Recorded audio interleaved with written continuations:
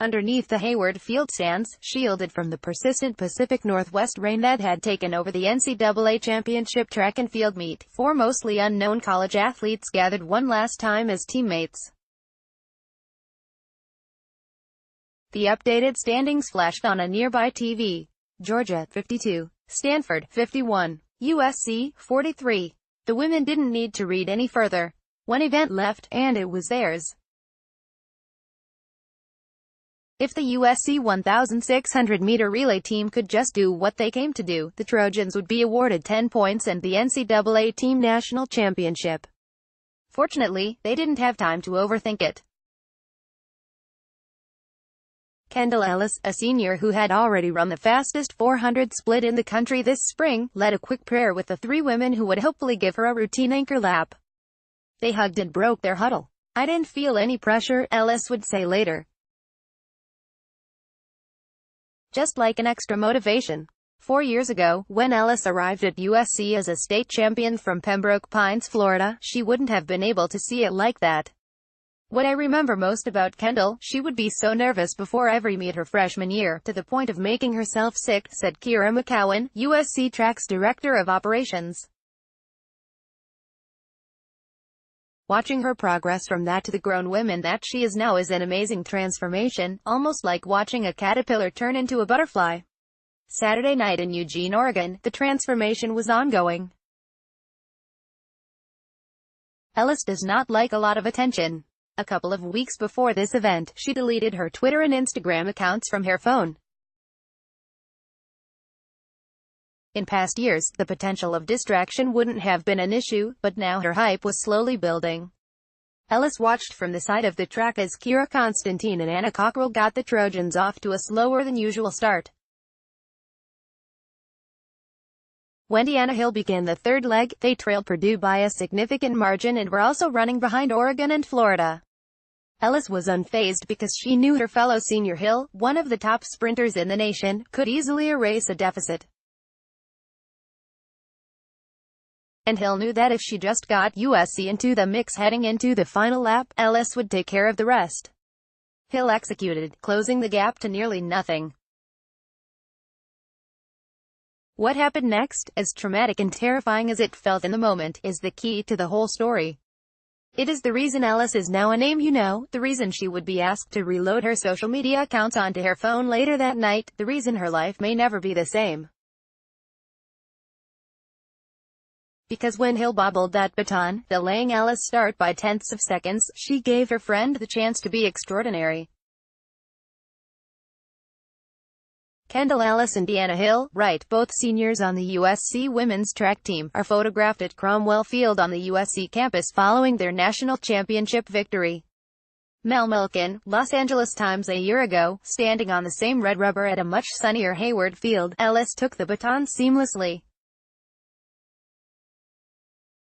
Trailing Oregon star middle-distance runner Raven Rogers only slightly starting the anchor lap, Ellis kicked into a high gear early.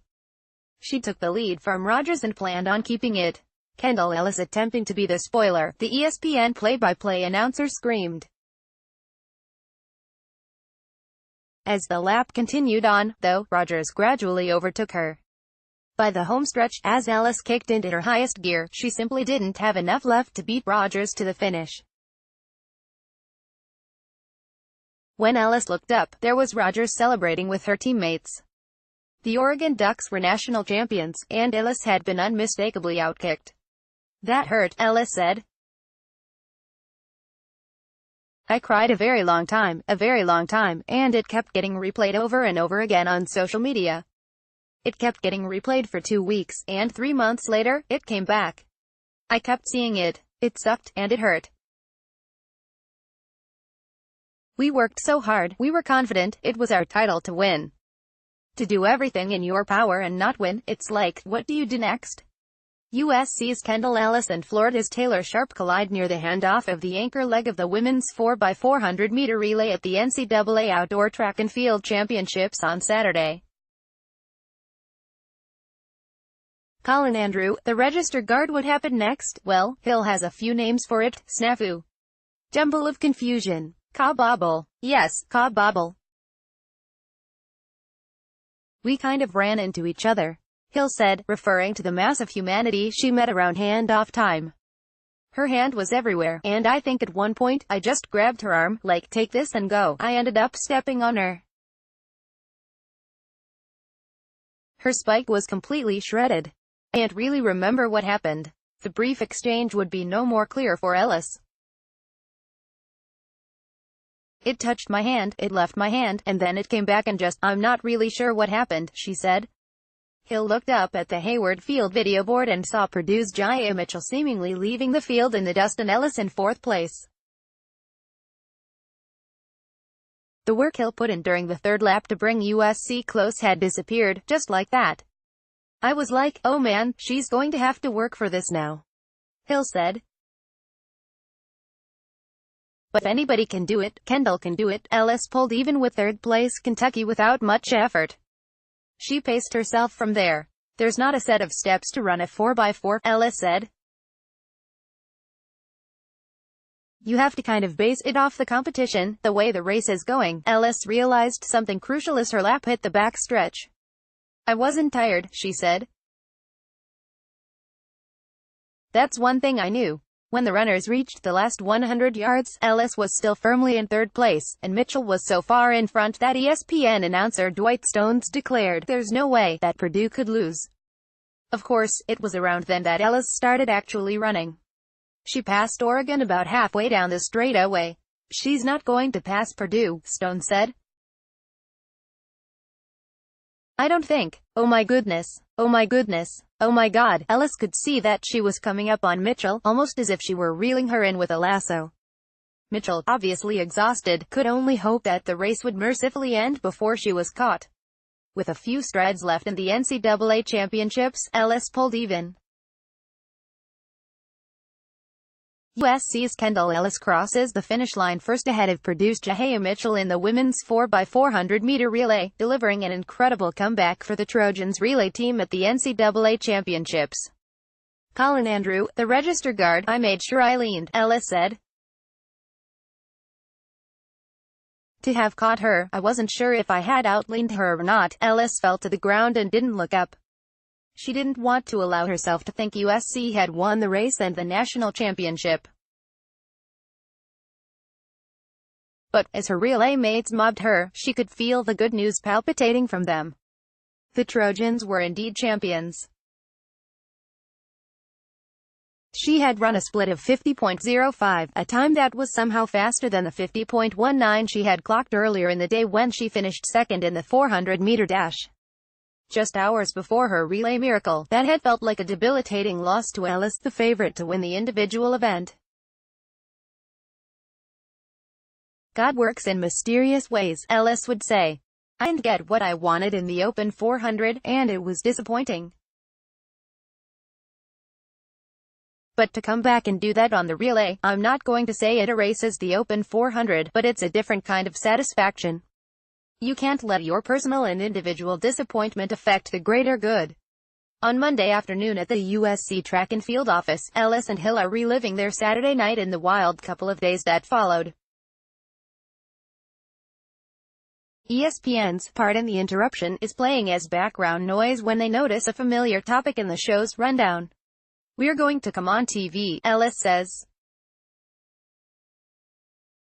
Co-hosts Tony Kornheiser and Michael Wilbon discuss the French Open and Alex Ovechkin's Stanley Cup celebration antics. Then it's time for the next topic. Did USC win the NCAA 4x400 relay on Saturday? Kornheiser asks, or did Purdue lose it? No, we won, Ellis pleads. Deanna Hill, the lower right, embraces Anna Cockrell as Kendall Ellis, top right, and Kira Constantine celebrate after winning the women's 4x400-meter relay. Colin Andrew, the register guard, if you are the USC runner, Wilbon says, and you get jostled as you take the baton, and then with, I don't know, less than 100 meters left, you then outrace this woman as if you are Usain Bolt. Are you kidding me? I don't want to hear about the Purdue women running out of gas. Look at that. You don't see that. That is all Southern Cal. This woman's name, I believe, is Kendall Ellis, Kornheiser says, and all praise to her. She was hopelessly beaten. She's 40 yards down with 100 yards to go, and she wins this race. You know how coaches say when their teams are down, just keep playing. Wilbin says, this is that. This woman, she just kept running. And they won the national championship. Cheers to her, Kornheiser says. And in Los Angeles, the room erupts. Cheers, Hill and McGowan yell toward Ellis.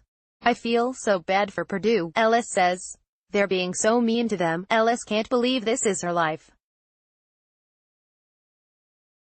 From the moment Kobe Bryant tweeted, "Will power," with a video of Ellis during comeback on Saturday night, she has had no choice but to re-engage with social media and try to respond to as many of her new fans as possible.